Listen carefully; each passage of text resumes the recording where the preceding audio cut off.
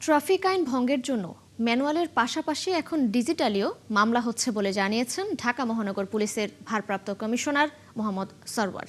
দুপুরে ডিএমপির প্রধান কার্যালয়ে নাগরিক সেবা বৃদ্ধি, ট্রাফিক ব্যবস্থাপনা ও পুলিশের পেশাগত দক্ষতা নিয়ে আয়োজিত অনুষ্ঠানে তিনি আরও জানিয়েছেন, মোহাম্মদপুরে অপরাধ প্রতিরোধে আরও 700 সিসি ক্যামেরা বসানো হবে।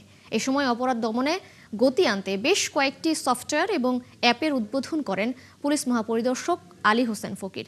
এই সফটওয়্যারগুলো কার্যকরভাবে বাস্তবায়িত হলে পুলিশের কাজে গতি ও জবাবদিহিতা বাড়বে বলে আশা তার। সেগুলো ডিজিটাল মামলা শুরু করছি। বিআরটি থেকে ফুটেজ আমরা সংগ্রহ করেছি।